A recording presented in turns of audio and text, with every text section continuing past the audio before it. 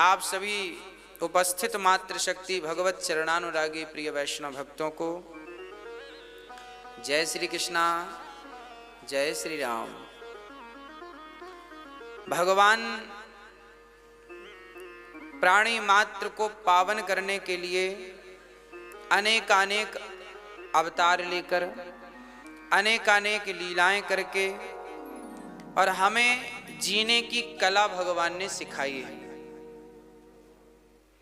हमारे सदग्रंथों में जो लिखा है, रामायण है, रामचरितमानस है, वेद हैं, पुराण हैं, गीता है, इनमें लिखा क्या है? जब इन्हें गंभीरता से समझेंगे, पढ़ेंगे तो पता चलेगा कि इनमें जो भी कथाएं हैं वो हमारी और आपकी ही कथाएं हैं। जो भी चर्चाएं हैं, कई बार हम वो बात कहते हैं जो आपके जीवन में घटती है, अर्थात आपसे जुड़ी है। शास्त्रों में वही बातें तो हैं जो हमारे जीवन में रोज चलती हैं। शास्त्र क्यों हैं? अच्छा ये बताओ, आप तैयार होने के बाद दर्पण देखते हैं कि तैयार होने के पहले? फाइनल देखते तो पहले भी हैं, पर फाइनल दर्पण आखिरी में देखते हैं। दर्पण क्यों होता है? दर्पण क्यों है? दर्पण यह बताता है कि कहाँ श्रृंगार अधूरा हुआ है, कहाँ पूरा हो गया है, कहाँ ठीक है, कहाँ ठीक नहीं है। दर्पण जो है वो आपको स्पष्ट करता है, संतुष्टि दिलाता है कि हाँ यहाँ ठीक है, यहाँ ठीक नहीं है। उसी प्रकार अच्छा, आपके गाल में कोई काला सा कुछ डॉट लगा हुआ है तो आपको पता नहीं चलेगा कि मेरे गाल में कुछ लगा है काला या कुछ भी। कब पता चलता है? जब हम दर्पण देखते हैं शीशा, अच्छा यहाँ लगा, साफ कर लिया, ऐसा होता है ना। कहने का अर्थ क्या है? दर्पण इसलिए होता है ताकि आप अपने को ठीक कर सकें, जहां गड़बड़ी है उसे सुधार कर लें। उसी प्रकार वेद पुराण दर्पण हैं। आप जो जीवन जी रहे हैं इसमें कहां त्रुटि है, शास्त्रों को समझकर, सुनकर, पढ़कर देखिए, जहां त्रुटि है ठीक कर लीजिए। दर्पण में जब आप देखेंगे पता चलेगा गाल में कुछ लगा है, तो दर्पण के गाल में, अच्छा दर्पण में भी आपका चित्र दिख रहा है, तो दर्पण में जो गाल दिख रहा उसमें हटाओगे कि अपने गाल में हटाओगे? अपने गाल का हटाओ तो दर्पण के गाल का हट जाएगा। उसी प्रकार शास्त्र तो हमारे दर्पण हैं। जो भी हमारे जीवन में अच्छा या बुरा हो रहा है वह आप शास्त्रों से सीख सकते हैं, समझ सकते हैं। अभी मैं चर्चा सुनाऊंगा, समझने लायक चर्चा है। कल हमने सुना कि भगवान श्री राम का विवाह हुआ। यहां भी एक अद्भुत चर्चा आएगी, सुनिएगा। देखिए, हमारे जीवन से रिलेटिव चर्चाएं हैं। इन्हें शास्त्रों को ना लोग बस चौपाई पढ़ लिया, श्लोक पढ़ लिया, कथा सुन ली, याद कर लिया, खत्म, इतने के लिए शास्त्र नहीं है।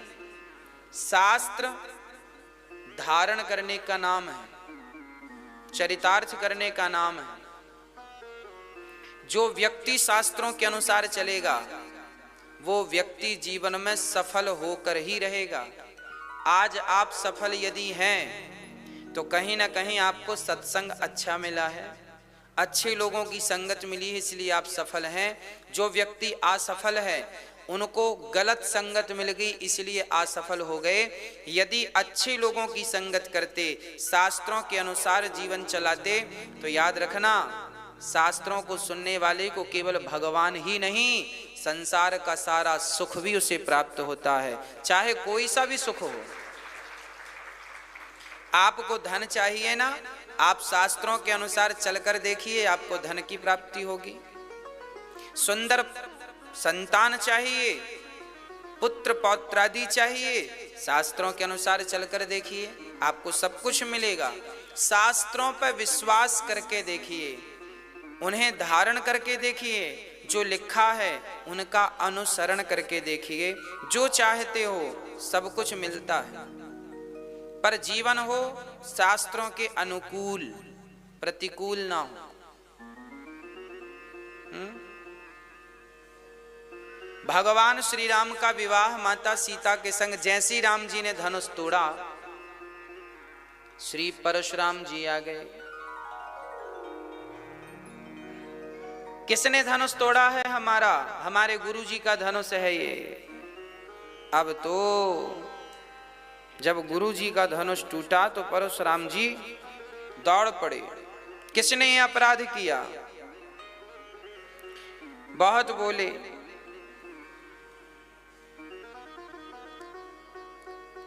बहुत गुस्सा आई श्री परशुराम जी को। लक्ष्मण जी ने मोर्चा संभाला, गुरुजी राम राम। परशुराम जी बोले, राम राम, कौन हो तुम? हम दशरथ के पुत्र हैं। तो धनुष किसने तोड़ा? लक्ष्मण जी बोले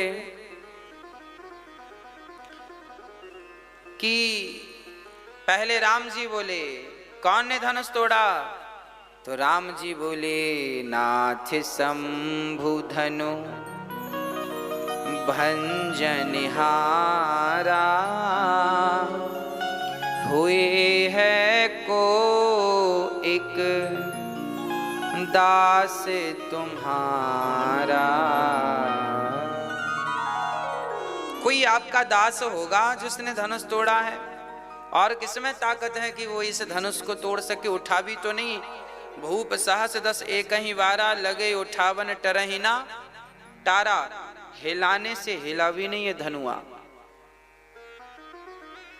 बड़ा कष्ट उठाया उठाने वालों ने।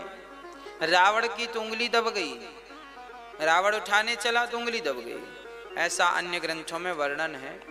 रामचरितमानस में तो लिखा है कि रावण ने धनुष छुआ भी नहीं। रावण भी आया था सीता स्वयंवर में, रावण भी आया था, पर रावण ने धनुष छुआ नहीं। पर अन्य जगह वर्णन मिलता है कि रावण की भी उंगली दब गई थी। उसने भी ट्राई किया तो उंगली दब गई। थोड़ा सा हिलाया, उंगली फंस गई, वो निकाला, निकली नहीं। हाँ, बड़े जतन से फिर राम जी की कृपा हुई, राम जी ने उठाया तो रावण की उंगली निकली। राम और रावण की प्रथम भेंट जनकपुर में हुई थी। रावण आया था सीता स्वयंवर में, राम जी भी पहुंचे सीता स्वयंवर में, दोनों की भेंट हो गई। रावण ने राम जी से कहा, सरकार कभी आओ लंका में आपके चरण पड़े। राम जी बोले, हम नहीं आएंगे। रावण बोला, नहीं आओगे तो हम अपने तरीके से ले आएंगे।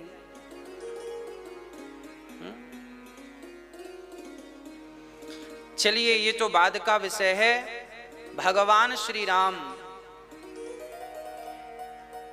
परशुराम जी का सामना कर रहे हैं। लक्ष्मण जी बोले, आपको क्या तकलीफ है? धनुष टूट गया। तो परशुराम जी बोले, हमारे गुरु जी का धनुष है। लक्ष्मण जी बोले, तो सुनो, हमसे दूसरा धनुष ले लो। ऐसे धनुष तो हम बहुत तोड़ते चले आ रहे हैं, क्षत्रिय बालक हैं। परशुराम जी आग बबूला हो गए, क्या समझते हो कोई साधारण धनुष है? तोड़ते चले आ रहे हो, जानते नहीं हो हम कौन हैं? लक्ष्मण जी बोले, देखो हम बहुत जानते हैं आपको। आप वही परशुराम जी है ना जिसने अपनी माँ का गला काट दिया था?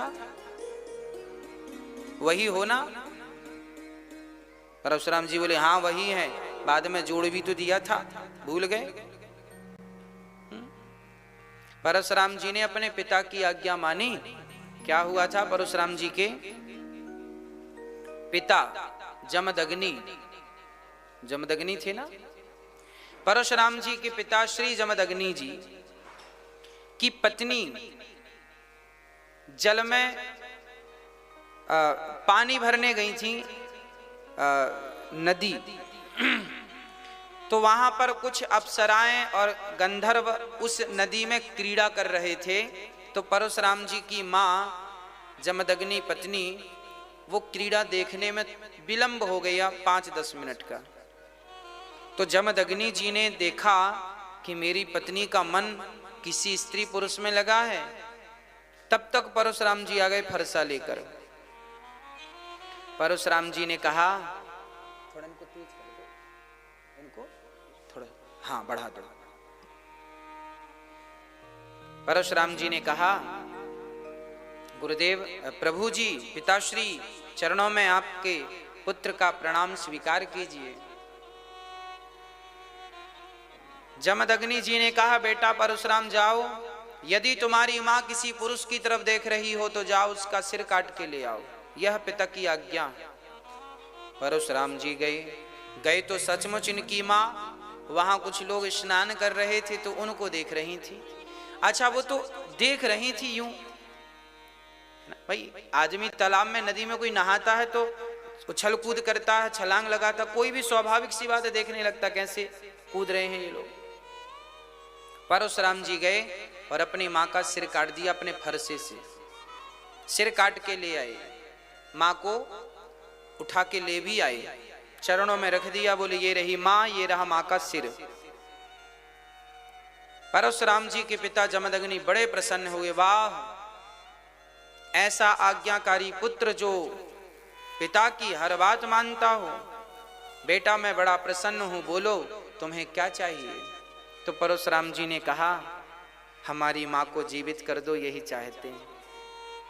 तो परशुराम जी के कहने पर उनकी पितृभक्ति को देखकर उनके पिता ने अपनी पत्नी को गायत्री मंत्र पढ़कर, जो गायत्री मंत्र आप लोग पढ़ते हैं ना, जपते हैं, उस गायत्री मंत्र को पढ़कर, एक मंत्र पढ़ा था ओनली, और मंत्र पढ़कर जल छोड़ दिया पत्नी के ऊपर, तो पत्नी जीवित हो गई थी। मरे को जीवित करने की ताकत ये गायत्री मंत्र रखता है, इसलिए इस गायत्री मंत्र का जाप हर क्षण हर समय नहीं किया जाता, बड़ा पावरफुल है ये मंत्र, सबको इसका जाप नहीं करना चाहिए। यदि करो तो ये बड़े विचार से करो। राम राम तो आप कभी भी जप सकते हैं, फायदा ही करेगा, पर गायत्री मंत्र को आपने आप पवित्रावस्था में जपा, गलत स्थान पर जपा तो वो नुकसानदायक भी है। जैसे बिजली का तार प्रकाश तो देता है ना, बल्ब इत्यादि लगा दो और वही बिजली का तार कोई पकड़ ले तो मार भी डालता है। तो फायदे जितने हैं नुकसान भी उतने हैं।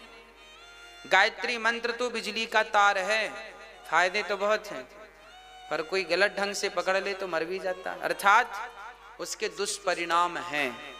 इसलिए गायत्री मंत्र उन्हीं को पढ़ना चाहिए जिनका यज्ञोपवीत संस्कार हुआ है। गायत्री मंत्र उन्हीं को पढ़ना चाहिए जिनका यज्ञोपवीत संस्कार हुआ है।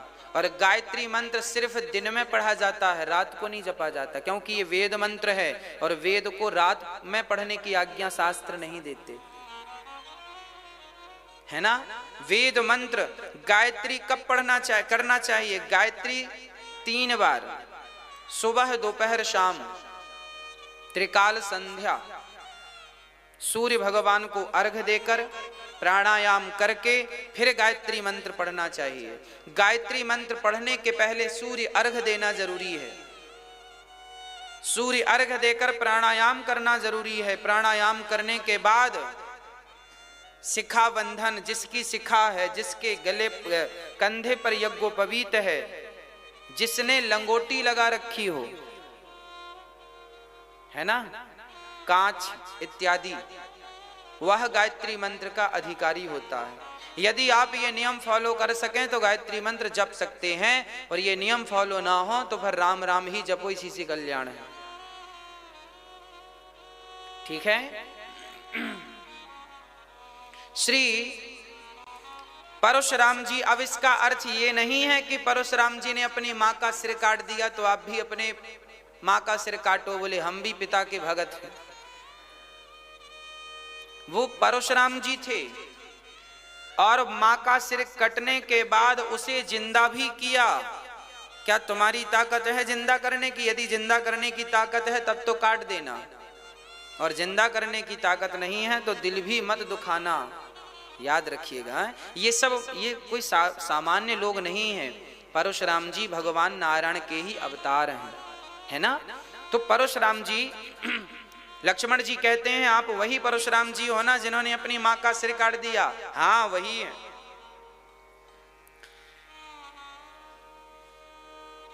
लक्ष्मण जी बोले धनुष टूट गया तो आप दुखी क्यों हैं? बोले हमारे गुरु जी का है। तो लक्ष्मण जी बोले गुरु जी का है तो एक काम करो, जोड़ लो फिर से फेविक्विक लगा के, जोड़ लो। परशुराम जी बोले कोई ऐसे जुड़ता है क्या? हमें जानते नहीं हो हम। अब परशुराम जी फरसा दिखाने लगे, अभी मार देंगे, हम मार देंगे। लक्ष्मण जी बोले हमें डराओ मत। परशुराम जी बोले तुम जानते नहीं, हमने 21 बार क्षत्रियों से विहीन कर दी पृथ्वी। लक्ष्मण जी बोले हमारे जैसा कोई क्षत्रिय मिला नहीं होगा तुम्हें। एक कदम लक्ष्मण जी बढ़े तो एक कदम परशुराम जी बढ़े। वो फरसा दिखाएं तो ये अपना धनुष दिखाएं। बड़ी देर हो गई, अंत में राम जी हाथ जोड़कर चले गए। हे नाथ, अपराध मेरा है, ये लक्ष्मण बालक है, इसका कोई अपराध नहीं है, धनुष मैंने तोड़ा है। परशुराम जी बोले आपने तोड़ा है? राम जी ने धीरे से कहा बाबा जी हमें पहचानो। परशुराम जी ने पहचान लिया, आप भगवान ही तो नहीं हैं। राम जी बोले ठीक पहचाने। तो परशुराम जी के पास एक धनुष था, उस धनुष पर डोरी चढ़ाकर परशुराम जी ने कहा मेरे धनुष पर डोरी कोई चढ़ाएगा तो मैं मान लूंगा कि आप साक्षात भगवान हैं, क्योंकि इस धरती पर भगवान के सिवा मेरे धनुष पर डोरी चढ़ाने वाला कोई, ये वही परशुराम जी हैं जिन्होंने पितामह भीष्म को ज्ञान दिया। भीष्म पितामह को धनुष पकड़ना किसने सिखाया? परशुराम जी ने। भीष्म पितामह द्वापर में हुए हैं और ये चर्चा है त्रेता की। राम जी को परशुराम जी त्रेता युग में मिले और यह महेंद्राचल पर्वत में आज भी तपस्या कर रहे हैं। गुरु द्रोणाचार्य के गुरु यह हैं, द्रोणाचार्य के गुरु परशुराम जी हैं, दानवीर कर्ण के गुरु परशुराम जी हैं, पितामह भीष्म के गुरु परशुराम जी हैं। तो आज परशुराम जी ने जब धनुष अपना देना चाहा तो रामचरितमानस में लिखा है कि धनुष देना चाहा, हाथ से अपने आप धनुष राम जी के हाथ में चला गया। मानो वो धनुष भी तड़प रहा था कि कब मैं राम के हाथों में जाऊं, और गए तो राम जी ने धनुष पर डोरी चढ़ा के दिखाई। परशुराम जी सिर झुका के खड़े हो गए, प्रभु आप तो भगवान हैं। प्रणाम करके परशुराम जी राम को प्रणाम। देखिए भगवान श्री राम वह परमात्मा है, कोई सामान्य व्यक्ति ना समझ ले। कई लोग ना हमसे, एक सज्जन ने हमसे कहा कि राम जी तो महापुरुष हैं, राम जी कोई भगवान थोड़ी हैं, ऐसा हमसे किसी ने कहा। हमने कहा भैया यदि राम जी महापुरुष हैं तो आप बताओ आज तक किसी महापुरुष के नाम के पत्थर पानी में तैरे हो तो एक महापुरुष का नाम बताओ। नहीं ना। आज तक किसी एक महापुरुष के चरणों के स्पर्श से किसी नारी का उद्धार, पत्थर की शिला का उद्धार हुआ हो तो बता दो। अरे भाई राम जी को, कृष्ण जी को आप महापुरुष ना कहो, ये तो साक्षात वही भगवान हैं जिनको ब्रह्मा जी भी हाथ जोड़ करके प्रणाम करते हैं। ब्रह्मा जी हों, शिव जी हों, स्तुति जिनकी करते हैं। तो फिर किसी ने कहा कि वो भगवान तो निराकार है, वो क्यों आएंगे? अरे भाई जैसे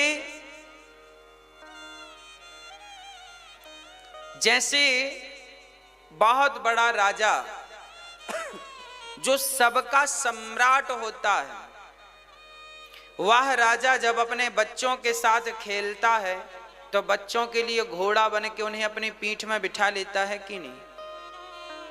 हाँ या ना? भाई भारत के प्रधानमंत्री हों या राष्ट्रपति हों,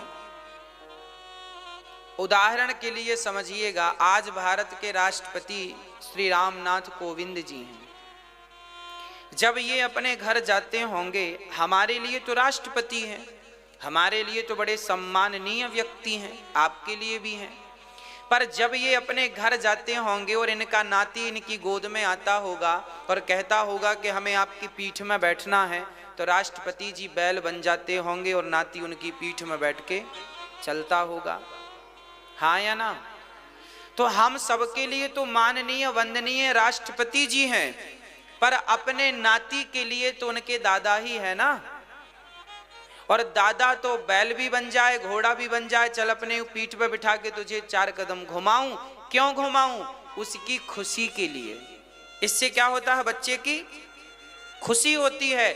जैसे बच्चे की खुशी के लिए दादा घोड़ा बन जाता है, पिता घोड़ा बन जाता है केवल बच्चों की खुशी के लिए, उसी प्रकार वह निर्गुण निराकार परमात्मा भक्तों की खुशी के लिए आज सगुण साकार बन करके प्रकट हो गया है। 2 हाथ 2 पांव वाला बन के प्रकट हो गया है, आपके और मेरे जैसा बन के प्रकट हो गया है। अब वो दिखता तो मेरे और आपके जैसा है। अब कोई कहे कि ये कैसे राष्ट्रपति हैं बताओ, बैल बने हैं? ये कैसे राष्ट्रपति हैं बताओ, घोड़ा बने हैं? अरे भाई, वो राष्ट्रपति ही हैं, बच्चों के प्यार के सामने घोड़ा बने हैं। उसी प्रकार वह निर्गुण निराकार परमात्मा ही भक्तों के प्यार के कारण सगुण साकार बन करके लीला मात्र कर रहे हैं। ये तो लीला है। खग जाने खग ही की भाषा, सबके बस की बातें भी तो नहीं है ना, है ना। इसलिए श्री राम संदेह का नहीं, श्रद्धा का विषय है। इसे श्रद्धा से समझिए, समझने का प्रयास करिए। प्रिय भक्तों, जब दशरथ जी महाराज के यहाँ अब चले गए तो तैयारियां होने लगी। सिया जी ने माला पहनाया है, राम जी बड़े प्रसन्न भये। अब जनकपुर से एक व्यक्ति पत्रिका लेकर के गया। कहाँ? दशरथ जी के आंगन में। दशरथ जी बधाई हो, खबर मिली, जनकपुर से लोग संदेशा लेकर आए हैं। पत्रिका पढ़ी गई राज दरबार में, लिखा था दशरथ पुत्र राम ने धनुष तोड़ दिया है, सिया से विवाह होना है, फलानी तारीख फिक्स हुई है। इस तारीख में विवाह फिक्स हुआ है, गुरुजनों ने किया है, कृपया आप बारात लेके पधारें। अब तो राम जी की बारात चली, दशरथ जी ने सारा सामान इकट्ठा किया और गांव के बच्चों से लेके बूढ़े तक अब बारात में चल पड़े। झूम झूम के बाजा बज रहे हैं, रथ पे रथ, सोने के रथ, चांदी के रथ, खूब रथ तैयार भये, नगर के लोग तैयार भये और बारात चली। अद्भुत बारात थी, है ना। अब जब बारात चली तो रास्ते में लोगों ने पूछा, भैया बारात किसकी है? लोगों ने कहा राम जी की बारात। तो गांव वालों ने पूछा कि फिर दुल्हा कहां है? अब बताओ, दशरथ जी से किसी ने पूछा होगा कि भैया बारात तो ले जा रहे हो, दुल्हा कहां है? तो दशरथ जी ने क्या जवाब दिया होगा? क्या कहा होगा? दुल्हा तो नहीं है।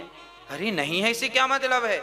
हाँ हाँ, दुल्हा पहले ससुराल में। अरे पहली ऐसी बारात के दुल्हा पहले ही से ससुराल में। बारात जा रही थी, परंतु बारात तो थी पर दुल्हा नहीं था। पानी बरस रहा था पर बूंदें नहीं थी। पंचायत बैठी थी पर न्याय नहीं था।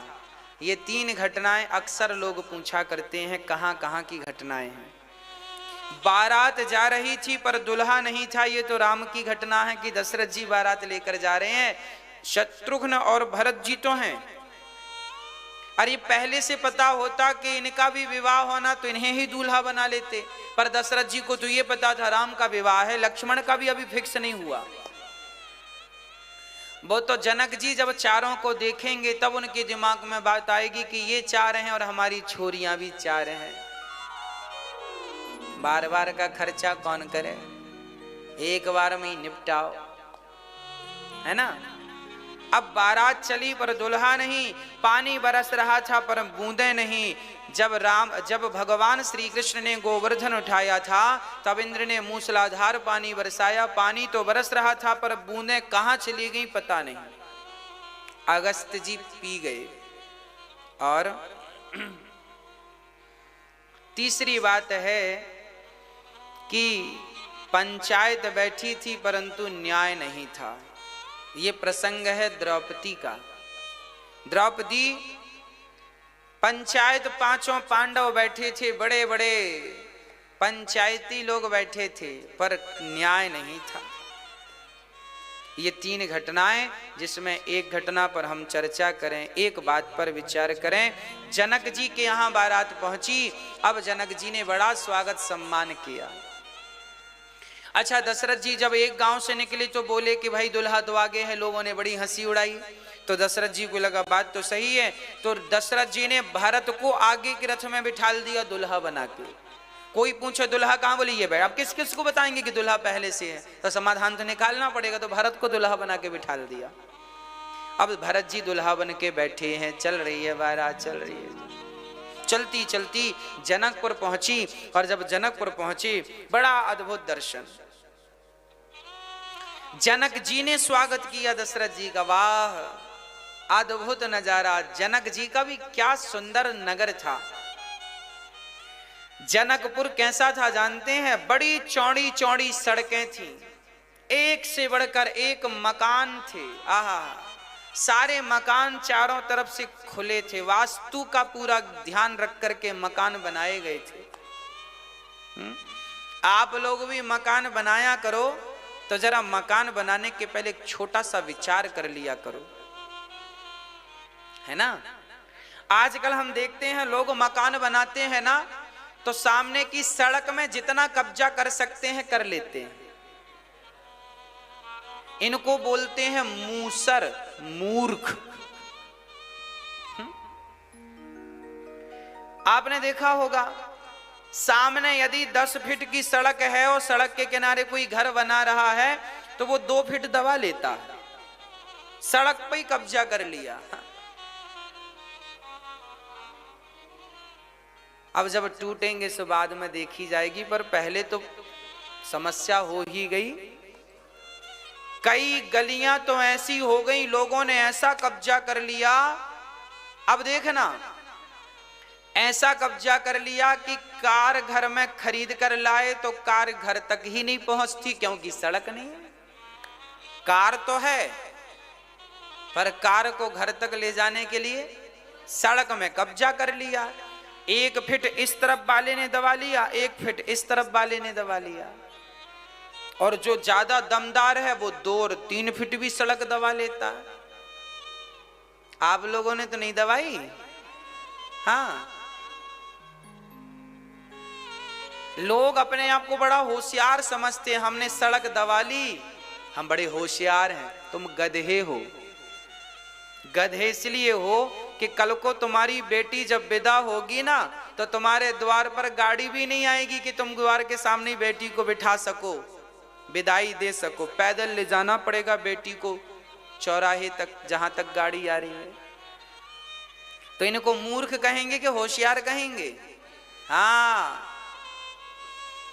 समझदार वह है जो घर बनाते समय अपनी जगह आपका प्लॉट में भी कम से कम वो घर सबसे उत्तम होता है जिस घर की चारों तरफ आप परिक्रमा लगा लें।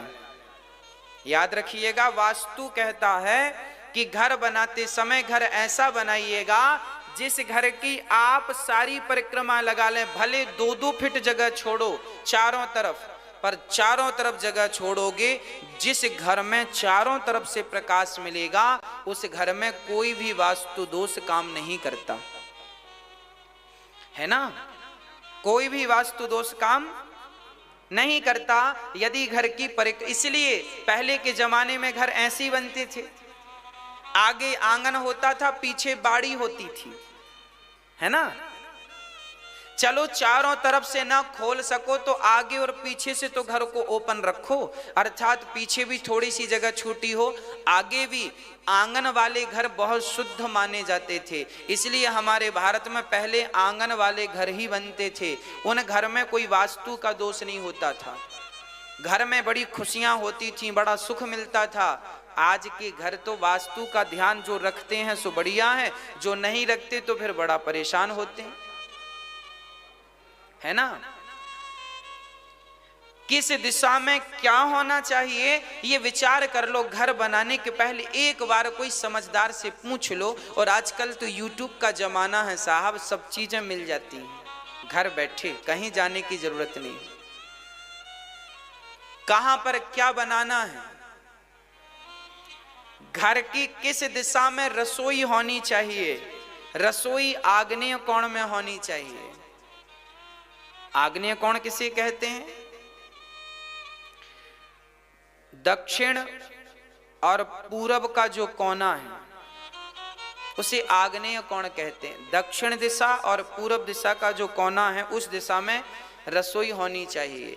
पूजा कहाँ होनी चाहिए? ईशान कोण में। पूरब और उत्तर का जो कोना है उसमें रसोई होनी चाहिए, पूजा का काम होना ईशान कोण में। ईशान कोण किसे कहते हैं? पूरब और पूरब दिशा और उत्तर दिशा का जो अंग कोना है, पूरब और उत्तर की तरफ की जो जगह है आपके घर में उसे बड़ी शुद्ध रखना चाहिए। वो जगह यदि शुद्ध है तो घर में शुद्धता बनी रहती है, घर में शांति बनी रहती है। उस दिशा में धोखे से भी लाइट बात मत बनवा लीजिएगा, नहीं तो जीवन रोते रोते गुजरेगा। पूरब और बोलो, पूर्व और उत्तर का जो कोना है वहां कदापि लाइट बात नहीं होनी चाहिए। कहां होनी चाहिए लाइट बात? दक्षिण और पश्चिम की तरफ, है ना। घर में जो आपका प्लॉट एरिया है, माना कि आपका 30 बाई 30 का प्लॉट एरिया है या 30 बाई 50 का प्लॉट एरिया है, तो 30 बाई 30 में जो पूरब और उत्तर की तरफ का कोना है उसमें तो आप शुद्धता रखो। वहां सीढ़ियां भी नहीं होनी चाहिए। अब जिनके घर में हैं कृपया तोड़ मत देना, हम तो आगे के लिए बता रहे हैं कि जब भी आप नया घर बनाओ, भगवान करे जल्दी से बनाओ, तो इन छोटे छोटे वास्तुओं का ध्यान रखोगे तो आपका जीवन सुखमय होगा। और घर में जो मध्य भाग है घर का, 30 बाई 30 के जो प्लॉट एरिया में जो केंद्र बिंदु बीच सेंटर है, उस बीच सेंटर को खाली ही रखना चाहिए। वो ब्रह्म स्थान माना जाता है ना। वो बीच का सेंटर खाली हो।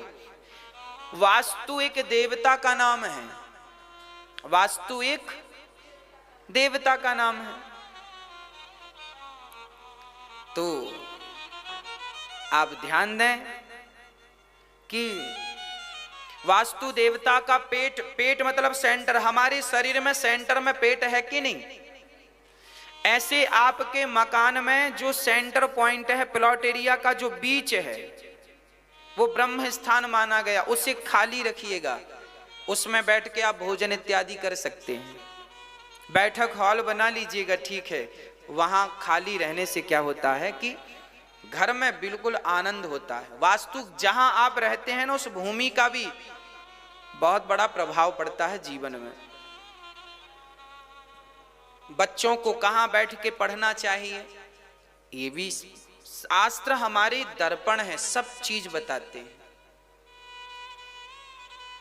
बच्चों का पढ़ाई का कमरा कहाँ हो, कहाँ बैठकर पढ़ें, किस दिशा में बैठकर पढ़ें। बच्चों के पढ़ते समय उनका मुख पूरब दिशा की तरफ होना चाहिए, पूर्व दिशा हो या उत्तर दिशा हो, और ईशान की तरफ ही वो रहें। पढ़ाई का कमरा ईशान की तरफ ही रहे, तब पढ़ाई में मन लगता है, दक्षिण की तरफ ना रहे। ठीक है, छोटी छोटी, यदि किसी के घर में कोई वास्तु की प्रॉब्लम है तो घर में तुलसी लगा देने से, आम का वृक्ष गमले में लगा देने से वास्तु का दोष मिट जाता है। पर जब नया बनाओ तो पूरा ध्यान रखो, जो बन गया है उसका सब छोड़ो, तोड़ फोड़ मत करिएगा, है ना। आगे से जब नया घर बनाओ तो विशेष ध्यान आपको छोटा सा रख लेना चाहिए। चलिए, जनक जी की नगरी पूरी वास्तु के हिसाब से बनी है। पानी कहाँ होना चाहिए? घर में बोर बनवाओ, बोर जानते हैं ना, जमीन में, है ना, वहां वो भी ईशान कोण में होना चाहिए। ईशान कोण में पानी, जल देवता है ना, तो जल का वास तो ईशान में होना चाहिए, अग्नि का वास आग्नेय में होना चाहिए। चलिए, अब आप ये समझिएगा कि आप अपने घर को जितना आगे की तरफ छोड़ के बनाएंगे, थोड़ा सा 2 फीट 4 फीट 5 फीट जितना ज्यादा, उतना आपके लिए शुभ है। और जो सड़कों में दबा लेते हैं ना, आपने देखा होगा, जिनने अपने घर को सड़कों में दबा लिया, गलियों को कवर कर लिया, याद रखना, जब आप दूसरों का रास्ता रोकेंगे तो आपके रास्ते तो अपने आप रुक जाएंगे। क्या कह रहे हैं? मैंने देखा है हमारे यहां भी लोग ना सड़कों को कब्जा लेते हैं, कब्जा कर लिया, बाद में परिणाम क्या हुआ? जो उनकी गति थी धीमी पड़ गई, और धीमी पड़ गई, बिल्कुल डाउन, जीरो हो गए। जब आप दूसरों का रास्ता, भाई गांव के लोग, नगर के लोग जिस गली से निकलते हैं, तुमने दबंगई के कारण दबा लिया, तो तुम्हें क्या लगता है तुम सुखी हो जाओगे? जब लोगों का रास्ता अवरुद्ध करोगे तो तुम्हारे रास्ते अवरुद्ध नहीं होंगे। कॉमन सेंस है। इसलिए रास्तों को कभी ना दबाना चाहिए। 2 फीट 4 फीट और आप छोड़िए, ताकि कल को अपने घर के बाहर गाड़ी खड़ी कर सकें, तो आपके लिए पर्याप्त जगह होनी चाहिए, ताकि आप कोई दिक्कत ना हो। बार बार थोड़ी घर के अंदर गाड़ी डालता है आदमी, अरे बाहर खड़ी रहती है दिन में, तो बाहर गाड़ी खड़ी हो, इसके लिए तो पर्याप्त जगह हो। सड़कों को दबाने से आपका जीवन दब जाता है, आपकी तरक्की रुक जाती है, ऐसा वास्तु कहता है, हम नहीं कहते। जनक जी के नगर में सड़कों का वर्णन है रामचरितमानस में। बड़ी चौड़ी चौड़ी सड़कें हैं, हरा भरा है, सड़कों के किनारे हरियाली है। आज जैसा लोग कहते हैं अमेरिका में है, लंदन में है, अरे भाई ये सब पहले भारत में था। पहले चौड़ी चौड़ी सड़कें हुआ करती थी। मोहनजोदड़ो हड़प्पा संस्कृति के जमाने में भी सड़कें चौड़ी चौड़ी का वर्णन मिलता है। सड़कें चौड़ी हों, सड़कों के किनारे बाग बगीचे लगे हों, पेड़ पौधे लगे हों, फिर घर बनते थे, है ना। बड़ा सुंदर वर्णन है। राम जी, जनक जी ने श्री भरत दशरथ जी से कहा कि अब हमारी बेटियां 4 हैं, आपके पुत्र भी 4 हैं, आपकी आज्ञा हो तो चारों का विवाह संपन्न किया जाए। जनक जी से जब ने ये प्रस्ताव जनक जी ने रखा तो गुरुजनों से पूछा वशिष्ठ जी से। वशिष्ठ जी बोले इससे बढ़िया कोई शुभ लग्न नहीं है, कर दो। 4 मंडप गाड़े गए और चारों दुल्हा, आज चारों दुल्हा बैठे हैं, है ना। बैठे तो चारों दुल्हा हैं, पर सबसे बढ़िया कौन से दुल्हा हैं? हाँ, है तो चारों ही कमाल, पर बड़का ने तो कमाल कर दियो। हाँ, बड़का, छुटका, छुटका कौन और बड़का कौन?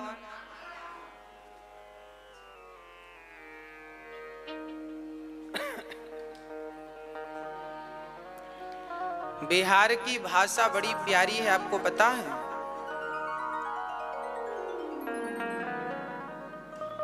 बिहार का व्यक्ति जब बोलता है, अच्छा बड़े गुस्से में बोले तो भी लगता नहीं कि व्यक्ति गुस्से में बात कर रहा है। बिहार की भाषा बड़ी मधुर है, बड़ी मीठी है। जैसे ब्रज की भाषा बड़ी मीठी है। सबसे बढ़िया भाषा है पूरे भारत में ब्रज की भाषा, ब्रज भाषा। अवधी भाषा भी बड़ी सुंदर है, पर बिहार की भाषा भी बड़ी अद्भुत है।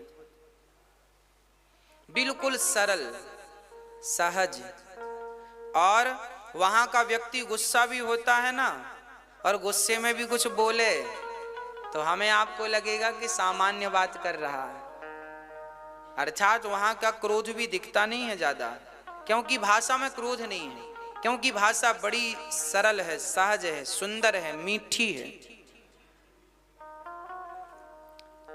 हमें तो सुनने में बड़ा अच्छा लगता है।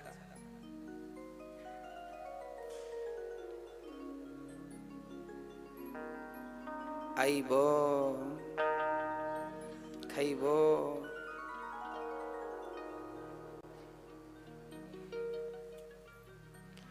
बड़ी सुंदर भाषा। आज राम जी अयोध्या से पहुंचे जनकपुर, और बड़े भाव से श्री राम लक्ष्मण भरत शत्रुघ्न का विवाह संपन्न हुआ। राम जी का विवाह सीता मां से, लक्ष्मण का विवाह उर्मिला, शत्रुघ्न जी का विवाह श्रुतकीर्ति, और भरत जी का विवाह मांडवी। चारों भाइयों का विवाह संपन्न हुआ। जनक दशरथ जी बोले जनक जी से, चलो अब विदा करो बेटी को। जनक जी बोले विदा कैसे करें, अभी तो चारों तरफ पानी बरस रहा है, बारिश का समय है, नदियां बाढ़ में हैं, अभी थोड़े दिन रुक जाओ। कब तक? 4 महीने। जनक जी ने 4 महीने इसलिए रोक दिए क्योंकि चतुर्मास यहीं व्यतीत कर लो, कहां जाओगे पानी में। चलो बारिश खत्म हो गई, बारिश खत्म हुई तो श्राद्ध पक्ष आ गए। दशरथ जी ने कहा अब विदा कर दो। अरे बोले श्राद्धों में कोई बेटी विदा करता है? श्राद्ध रुक जाओ। श्राद्ध रुके तो त्योहार कौन सा आ गया? अरे बोले नवरात्रि में लोग कन्या घर में खिलाते हैं कि कन्या विदा करते हैं? अब 9 दिन ये, अब बोले अब ये नवरात्रि गई, अब दशरथ जी बोले अब नवरात्रि गई अब विदा करो। अरे बोले घर की साफ सफाई चल रही है, त्योहार बड़ा सामने है, दीपावली, दीपावली हो जाए।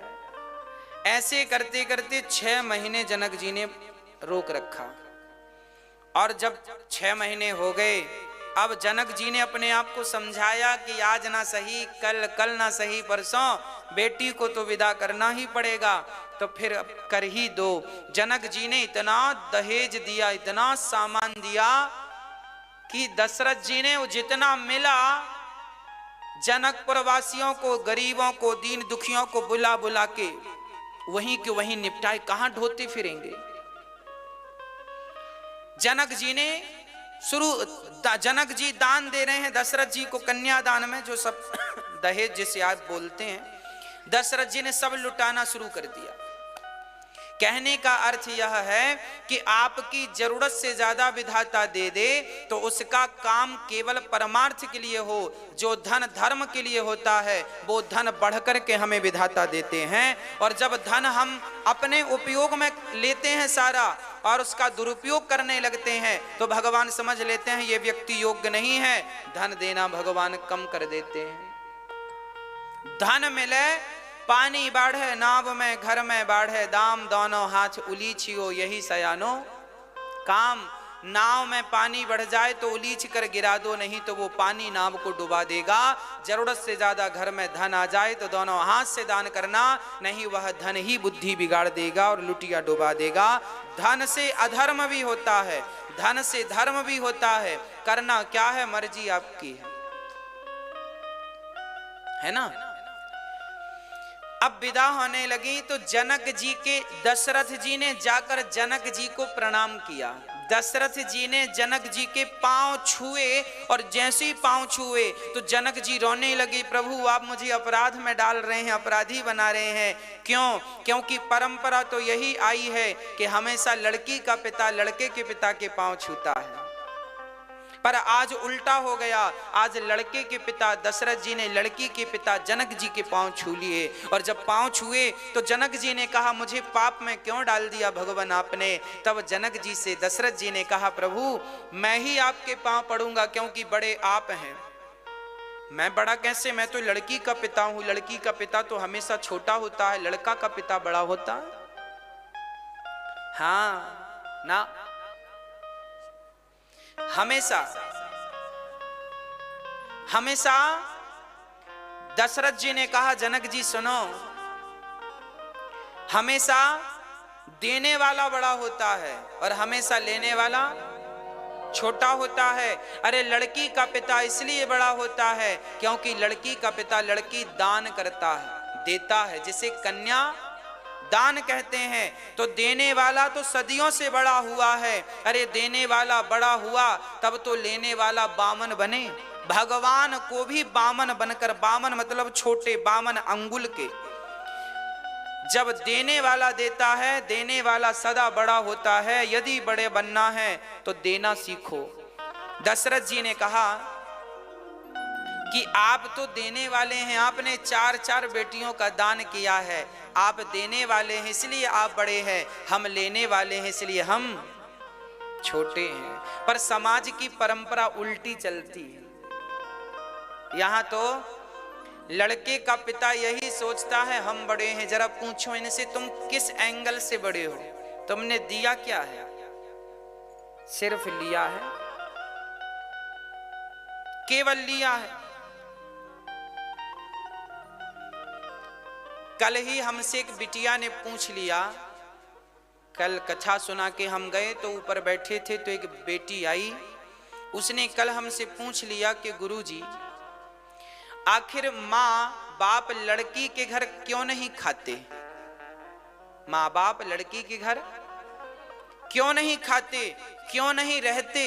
आज भी यह देखा जाता है कि स्त्री और पुरुष यही कहते हैं कि हमें लड़की के घर का खाना ना पड़े। तो लड़कियां पूछती हैं कि गुरुजी ऐसा कौन सा गुनाह किया है हमने जो हमारे घर का माँ बाप खाते भी नहीं? तो इसका समाधान यह है, हमने उससे कहा बेटा लड़की, आपके माता पिता ने लड़की का दान किया है, और जिसे हम दान कर देते हैं तो दिए हुए दान से फिर हम वापस कुछ लेते नहीं हैं। आपने हमें 5 रुपए दान कर दिया तो 5 रुपए दान करने के बाद आप ये थोड़ी कहेंगे कि आप 1 रुपए वापस कर दो। दान कर दिया सो दिया हुआ दान वापस नहीं लिया जाता। यदि लेता है कोई तो पाप का अधिकारी बनता है। इसलिए लड़की का दान कर दिया है, और जब दान दे दिया, कन्या दान कर दिया, तो दिए हुए दान के फिर रोटी खाना शोभा नहीं देता है ना। इसलिए माँ बाप लड़की के घर नहीं खाते क्योंकि दान किया है। हाँ, पर मजबूरी है तो फिर कोई समस्या नहीं है। ऐसा बहुत बड़ा दोष नहीं है कि अब नहीं ही खाना चाहिए। हो सके तो ना खाओ, कोशिश करो। पर यदि मजबूरी है, बेटा रोटी नहीं देता, तो बहुत सारी स्त्रियां बेटी के घर ही रह लेती हैं। अच्छी बात है, बुरा नहीं है, मजबूरी है। आपातकाल में हर चीज क्षम्य है, क्षमा है। पर आपत्ति विपत्ति के समय में, हर समय नहीं कि सब राजी मर्जी है तो भी बेटी के घर 15-15 दिन पड़ी है मां। विपत्ति का समय हो, आपके जीवन में आपका बेटा सेवा ना करता हो और बेटी हाथ पसारे कि मां मेरे पास आओ मैं सेवा करूंगी, तो फिर उस समय बेटी के यहां खा पी सकते हैं, फिर दोष नहीं है क्योंकि आपातकाल है वो। चलिए, अब तो ऐसे आपातकाल में सब चीज क्षम्य होती है। अब भगवान श्री राम सीता जी विदा हुई। आप अपने बच्चों को संस्कार जरूर दीजिएगा। संस्कार कौन सा?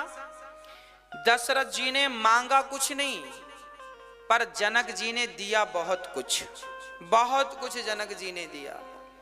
लड़की का पिता जो दे दे राजी मर्जी से रख लो, मांगा ना करो। दहेज जैसी भिक्षा हमें नहीं लेनी चाहिए। आप अपने बच्चों को मेरी माँ इतना स्वावलंबी बनाओ, इतना संस्कारी बनाओ। देखो मेरी माँ, भारत को यदि बदलना है तो आप और हम सबको बदलना पड़ेगा। हमारी सोच बदलनी होगी, हमें अपनी सोच पर काम करना पड़ेगा, अपनी विचारधाराओं पर काम करना पड़ेगा। हम कैसा सोचते हैं, कैसा करते हैं, इन बातों पे हमें विचार करना पड़ेगा। पुराना भारत जैसा था ठीक था, अब हम कैसा बनाएं इस भारत को वो हमारी मर्जी है। इसलिए हम अच्छी सोच के साथ एक अच्छे भारत का निर्माण करें। पुराना जमाना गया, दहेज लेना, मांगना, हमें इतना चाहिए, अब ये शोभा नहीं देता। अब आप पढ़े लिखे हैं, समझदार हैं। वो अनपढ़ लोग थे जो दहेज मांगा करते थे, वो अनपढ़ लोग थे जो बेटियां बेचा करते थे। आप तो पढ़े लिखे हो, समझदार हो। बेटों को इतना योग्य बनाओ, इतना योग्य बनाओ कि उन्हें किसी के सामने हाथ फैलाने की जरूरत ना पड़े। आज माँ बाप की गलती यह हो जाती है कि माँ बाप बच्चों को योग्य नहीं बनाते। आपने बच्चों को सेट कर रखा है कि आपको इतना ही करना है। आज माँ बाप सिखाते हैं, बेटा तुम्हें नौकरी करनी है, वो भी सरकारी नौकरी करनी है। आपने बेटों का माइंड सेट कर रखा है, तुम्हें सरकारी नौकरी करनी। क्यों करनी है सरकारी नौकरी? अपना प्राइवेट बिजनेस क्यों नहीं करना? क्यों नहीं तुम्हें स्कूल बनाना है? क्यों नहीं तुम्हें हॉस्पिटल बनाना है? क्यों नहीं तुम्हें उद्योगपति बनना है?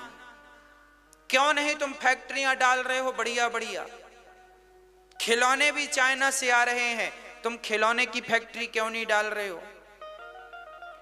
भारत में जो चीजें विदेशों से आती हैं उन पर काम क्यों नहीं कर रहे हो? वो चीज भारत में बनने लगेंगी तो स्वाभाविक सी बात है विदेश से आना बंद हो जाएगा। आज हम लोग जो मोबाइल यूज करते हैं, ये बड़े दुख की बात है कि कोई बढ़िया सा मोबाइल भी भारत का नहीं है। हर मोबाइल मेड इन चाइना है। कोई भी मोबाइल आप उठाकर देख लो, जो भारत के मोबाइल थे, कुछ थे वो मार्केट में दिखते ही नहीं, बेचारे कहां चले गए। अब मोबाइल खरीदना हो तो बाहरी, अब सोचो 135 करोड़ की आबादी है, पर सारी मम्मियों को तो बेटा सरकारी बने, सरकारी। अरे काहे सरकारी नौकरी करे? मोबाइल बनाने की फैक्ट्री क्यों नहीं डाल रहे हैं आपके बच्चे? क्यों नहीं अपने देश की तरक्की में आप अपना योगदान दे रहे हैं? बड़ी बड़ी इतना विवेकशील बनाओ बच्चों को, बड़े बड़े काम करें, छोटे छोटे काम। नौकरी 20,000 की नौकरी दे दो, सरकार 50,000 की नौकरी। क्यों 50,000 के पीछे पड़े हो? 50,000 क्यों कमाना है तुम्हें? 20 लाख रुपए महीना क्यों नहीं कमाना तुम्हें? 1 करोड़ रुपए महीना कमाओ ना, 10 करोड़ रुपए महीना कमाओ और सरकार को अच्छा खासा इनकम टैक्स दो ताकि सरकार भी मजबूत हो। हर आदमी आज फिक्स है, हमें 50,000 की नौकरी मिल जाए महीने की, महाराज हम सुखी हो जाएं। आदमी, भारत का व्यक्ति ना ऐसा नहीं था जैसा आज का है। भारत के व्यक्ति, भारत के लोगों की सोच बड़ी ऊंची हुआ करती थी। आज की सोच बिल्कुल संकीर्ण हो गई है। आप 50,000 से ज्यादा का सोचते भी नहीं है। कौन सोचता है बताओ? आजकल 10,000 की नौकरी मिल जाए तो लोगों को संतोष हो जाए, भैया 10,000 की, हाँ चलो हमें नौकरी मिले। कितने की? 10,000 की, महीने के 10,000। 20,000 रुपए मिल गई, बहुत बड़ी मिल गई। अरे भाई क्यों इतने तुम कमजोर हो? 20,000 की नौकरी क्यों करते हो? 50,000 की नौकरी क्यों करते हो? अपने आप को इतना सफल बनाओ, इतना सफल बनाओ कि आप 50 लाख रुपए महीने में कमाएं, 1 करोड़ रुपया महीने में कमाएं। सफल क्यों नहीं बनाते? क्यों सीमित हो जाते हैं आप? अपनी सोच को क्यों आपने सीमित कर रखा है? अपने बच्चों को क्यों नहीं स्वावलंबी बनाते? बच्चों को ये कहा करो बेटा तुम्हें नौकरी नहीं करनी, बल्कि तुम्हें हजारों नौकरियां पैदा करनी है, लोगों को रोजगार देना है, ना कि रोजगार के पीछे भागना है। ऐसा बनाओ बच्चों को, आज से ही उन्हें शिक्षा दो, उनके माइंड में ये चीज सेट करो कि तुम्हें नौकरियां देनी है। अभी आपने माइंड सेट कर रखा है तुम्हें सरकारी नौकरी करनी है। ऐसे हमारे भारत के लोग नहीं थे जैसे आपने बना दिए, भर भर के बेटा नौकरी करना, नौकरी करना, नौकरी करना, नौकरी करना। और तो और जब एग्जाम होते हैं 12वीं क्लास के, 10वीं क्लास के, तो आपने सुना होगा जिन बच्चों को, मैंने एक बार सुना एक बच्चे ने अच्छे नंबर पाए, हर सब्जेक्ट में 80 नंबर थे उसके, पर उस बच्चे ने आत्महत्या कर ली। इसलिए आत्महत्या कर ली क्योंकि स्कूल से प्रेशर था कि कम से कम 90 नंबर लाना है, माँ बाप का प्रेशर था 90 नंबर लाना है। अरे भैया अब इतना जोर लगाएंगे बच्चों को, इतना परेशान करेंगे, 90 नंबर चाहिए, खाओगे 90 नंबरों को? हाँ खाओगे 90 नंबरों को? अरे व्यक्ति का टैलेंट नंबरों से नहीं दिखता, उसका टैलेंट दिखेगा उसे, उसके अंदर केवल सकारात्मक सोच भरते जाओ, सकारात्मक बनाते जाओ, नंबर कम ज्यादा से कोई फायदा नहीं। उदाहरण के लिए आज जितने भी सफल लोग हैं इनके कितने नंबर आए थे? पूछो। अंबानी कहां तक पढ़े हैं? टाटा बिरला कहां तक पढ़े हैं? पूछो। ज्यादा से ज्यादा 10वीं तक पढ़े हैं। 10वीं से ज्यादा ना अंबानी जी पढ़े, ना टाटा जी पढ़े, ना जितने उद्योगपति हैं 10वीं से ज्यादा पढ़े ही नहीं। और 10वीं में भी बहुत सारे तो फेल हो गए और आज वो सफल व्यापारी और सफल बिजनेसमैन हैं।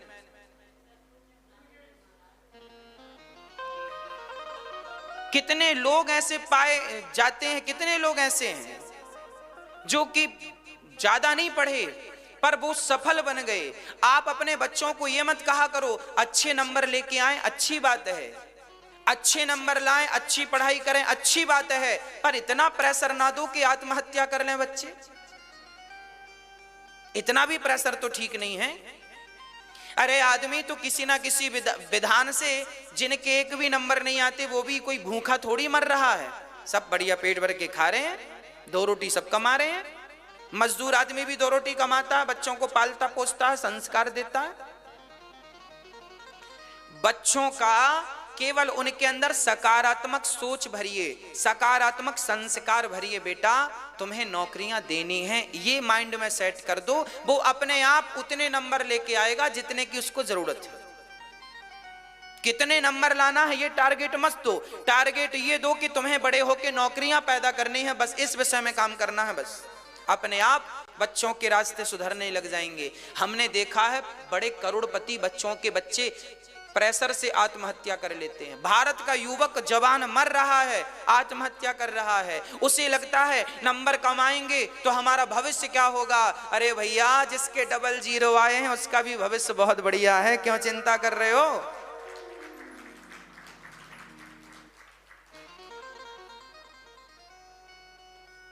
आप सफल व्यक्ति बनने के लिए बहुत ज्यादा परेशान होने की जरूरत नहीं है। आपकी नियत अच्छी होगी और नीति अच्छी होगी तो सब अच्छा होगा, है ना? तो बच्चों को योग्य बनाइए, दहेज इत्यादि की बुराइयों से अपने बच्चों को बचाइए। अच्छी योग्य लड़की देखिए, विवाह करिए, योग्य बच्चा देखिए, लड़का देखिए, विवाह करिए। दहेज लेने और देने से बचिए। दहेज की भीख आपके बच्चे हाथ पसारते पसारते, बाप ने भी हाथ पसारा, बेटे ने भी हाथ पसारा और नाती ने भी हाथ पसारा। भिखमंगों की खदान है, सब भिखमंगे, बाप भिखमंगा, बेटा भिखमंगा, नाती भिखमंगा। भिखमंगाओं को पैदा किया आप लोगों ने, बताओ। सब दहेज की भीख मांग रहे, भैया दे दो 10 लाख, दे दो 10 लाख, दे दो 20 लाख की भीख, दे दो 20 लाख की भीख, दे दो। भिखमंगा पैदा कर रहे हो मेरी माँ। अरे पैदा ही करना है तो दानी पैदा करो। जननी जने तो भक्त जने, या दाता या सूर, या से तो बंध्या भली, काहे गवावे नूर। समाज में जो हो रहा है उसमें देखो क्या सही है क्या गलत है। जो सही है वो तो आप धारण करो, जो गलत है उसका त्याग कर दो। अच्छाइयों को तो जैसे दूध और पानी में हंस दूध दूध पी लेता है, पानी पानी छोड़ देता है, जैसे सुपड़ा सार सार रख लेता है, असार उड़ा देता है, उसी प्रकार जीवन में सार तत्व तो ग्रहण कर लेना चाहिए, असार तत्व छोड़ देना चाहिए। आपको जो मिल जाए लड़की के पिता से वो अपनी मर्जी से दे तो रख लो, पर भीख ना मांगना चाहिए, भैया दहेज दे दो। आप लोगों ने मांगा तो नहीं है दहेज अपने बेटों के लिए? 5 लाख 10 लाख माताएं बड़ी लिस्ट भिजवाती हैं, साड़ी इतनी इतनी इतनी इतनी। ये माताएं इनका ये अभी यहाँ बढ़िया करती हैं, और इनसे जरा बात कर लो शादी की, फिर देखो शादी की बात अलग ही होगी। हाँ महाराज जी, लड़की पापा क्या करते हैं, कितना कमा लेते हैं, जितना कमाएंगे उस हिसाब से मांगेंगे। लड़की शादी करने वाले भी बड़े चतुर होते हैं। लड़का वाला हमेशा ये देखता है कि लड़की का पिता करता क्या है, कितनी जमीन जायदाद है, उसके हिसाब से मांग लेते हैं। ज्यादा जमीन है तो ज्यादा मुंह फाड़ेंगे, कम है तो कम में कम चला लेंगे। इनका लड़का तो 2 कौड़ी का नहीं है, पर दहेज तो इतना बड़ा मांगते हैं, इतना दे दो हमें, 10 लाख दे दो, 20 लाख दे दो, और 2 कौड़ी का नहीं है, बीड़ी पीता घूमता है। ये बीड़ी पिवैया के 10 लाख रुपया। एक रत्ती का टैलेंट नहीं है, एक रत्ती का योग्यता नहीं है, एक रत्ती का संस्कार नहीं दिया माँ बाप ने, बस पैसा दे दो। वो बीड़ी पीता घूमता है गांव गांव में, और बीड़ी पीता भी है अपने पैसे की नहीं, भैया जरा पिलाना एक। उसकी औकात बीड़ी खरीदने की भी नहीं है, जिसके बाप ने 10 लाख रुपए की बोली लगाई है। और समाज में ऐसे बच्चे खूब बिक रहे हैं 10-10 लाख में। हाँ या ना? लड़की के पापा भी पागल हो रहे हैं। अरे योग्य लड़का देखो अपनी बेटी के लिए, योग्य बेटा, योग्य वर देखना चाहिए। योग्य हो, शराब ना पीता हो, बुराइयों से बचा हो, संस्कारी हो, भगवान का चिंतन भी करता हो, संस्कार से जुड़ा हो, आध्यात्म से जुड़ा हो, ऐसे बच्चे देखना चाहिए। बेटी सुखी रहेगी, कल को तुम्हारी जब संतान होगी तो वो बड़ी सुंदर होगी, क्योंकि योग्य माता पिता होंगे तो संतान भी योग्य होगी, है ना भाई? शेरनी से शेर का ही बच्चा पैदा होगा और गधी से गधा ही पैदा होगा। अब गधी से तो शेर का बच्चा पैदा हुआ नहीं, है ना? तो शेरनी और शेर हो तो शेर का बच्चा पैदा हो। अब गधा गधी तो गधी पैदा हो रहे हैं। शेर ढूंढने, वो विवेकानंद जैसे शेर कहां चले गए, झांसी की रानी जैसी शेरनी पैदा करने वाली मां कहां चली गई पता नहीं, वो नस्ल ही कहां चली गई पता नहीं। अब तो सब माँ बाप भी कहते बेटा पेट भर लो अपना, किसी तरीके से बस पेट भर लो। सब पेट भरने के लिए रो रहे हैं, सबको पेट ही भरना है। अरे पागल क्यों परेशान हो, पेट तो चिड़िया भी भर लेती है। केवल तुम पेट भरने के लिए थोड़ी इस धरती पर पैदा हुए हो, अपना कल्याण भी करना है। योग्यता के साथ साथ अपना कल्याण भी करना है, अपने देश के बारे में भी सोचना है, कुछ अच्छा कर दिखाना है। बस जनक जी अब विदा करते हैं, और सीता जी जब अयोध्या पहुंची तो वहीं से गोस्वामी तुलसीदास जी ने बाल कांड पूरा करके अयोध्या कांड प्रारंभ कर दिया, है ना? बाल कांड पूरा हुआ। सिय रघुवर विवाहु जी, सप्रेम गावहि सुनहि, तिन कहूँ सदा उछाहूँ, मंगलायतन राम जसु। जो भी रामचरित में राम विवाह का श्रवण और सुनेंगे और सुनाएंगे उनका कल्याण होगा। गुरु जी के ध्यान से अयोध्या कांड प्रारंभ होता है। श्री गुरु चरण सरोज रज, यहां इस दोहे से प्रारंभ हुआ। निज मन मुकुर सुधारि, वर्णौ रघुवर बिमल जसो, जो दायको फल चार। ऐसे गुरु को प्रणाम करते हैं जो गुरु चारों फलों को देने वाले हैं, धर्म अर्थ काम मोक्ष देने वाले, ऐसे गुरु को प्रणाम करते हैं। अब यहाँ पहली चौपाई, अयोध्या कांड की पहली चौपाई का जो नित्य पाठ करता है उसके घर में कभी भी किसी प्रकार का कलह क्लेश, पति पत्नी में झगड़ा नहीं होता। क्या लिखा है जरा सुनिएगा। जब ते राम ब्याह घर आए, जब ते राम ब्याह घर आए, नित नव मंगल मूल बधाए, नित नव मंगल मूल बधाए।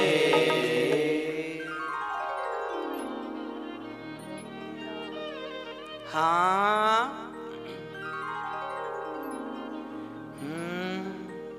जब ते राम ब्याह घर आए, नित नव मंगल मोद बधाए, भुवन चार दस भूधर भारी, सुकृत मेघ बर सही सुख बारी, रिधि सिद्धि संपत्ति नदी सुहाई, उमगे अवध अम्बुधि कहूँ आई, मणिगणपुर नर नारी सुजाती, सुचि अमोल सुंदर सब भांति,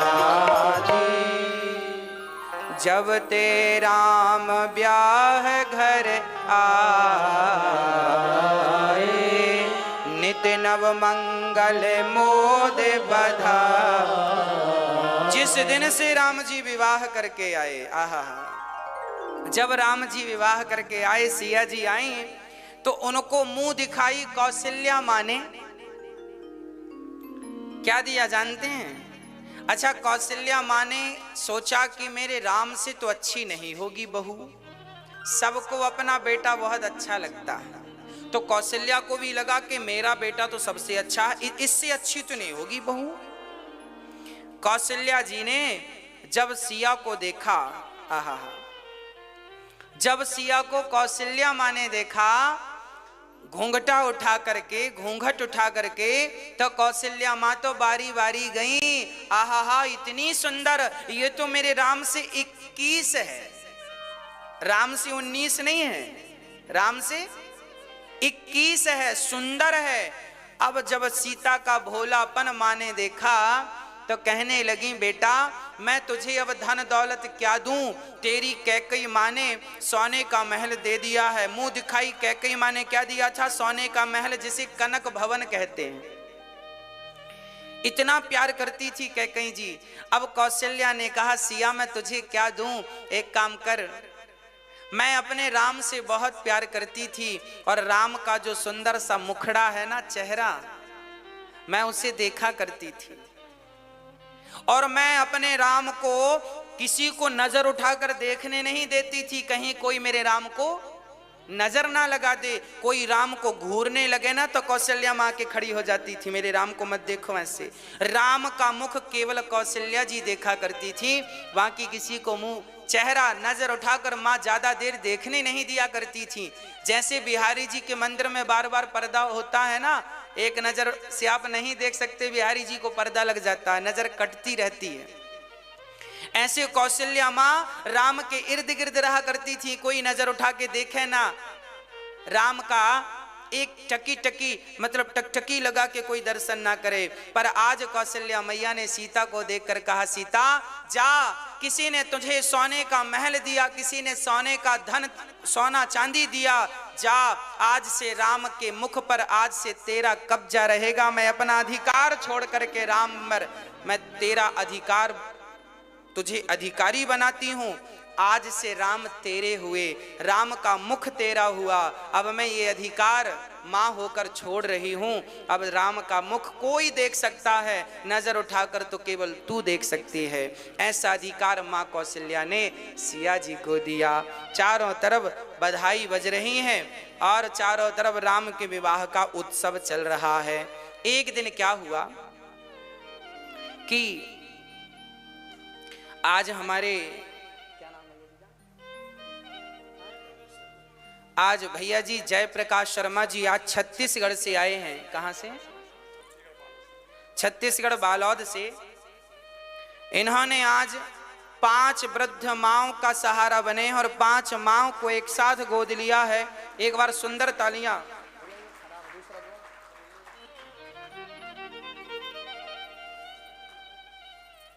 पांच माओं का आप सहारा बन रहे हैं। यहाँ जो वृद्ध माएँ रहती हैं उन माओं की सेवा में आप अपना योगदान सहयोग कर रहे हैं। भगवान इनको सुखी रखें, संसार का हर सुख इन्हें प्राप्त हो, ऐसी हमारी शुभकामनाएं हैं। आप भी आशीर्वाद दीजिए कि इनकी हर इच्छाएं बिहारी जी पूरा करें, सारा मनोरथ सिद्ध हो। आप जब किसी अच्छे कार्य में अपना सहयोग देते हैं तो ईश्वर जरूर आपको अपने कृपा से भर देते हैं। यहां वृद्ध माएँ रहती हैं जिन माओं को आप सभी के सहारे की जरूरत है। वो वृद्ध माएँ जिनके अपने बच्चों ने घर से निकाल दिया है, ऐसी वृद्ध माओं की सेवा करने का यदि आपको अवसर मिल रहा है तो आप भी किसी एक माँ का सहारा बन सकते हैं, है ना? किसी एक माँ को आप भी थाम लीजिए, किसी एक माँ की उंगलियां। प्रिय भक्तों, एक दिन क्या हुआ,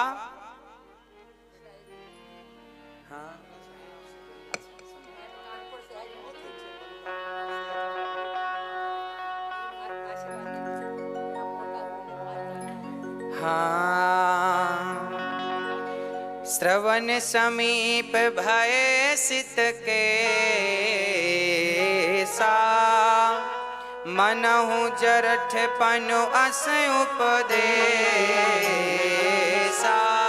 अब गोस्वामी जी बढ़िया चौपाई लिख रहे हैं।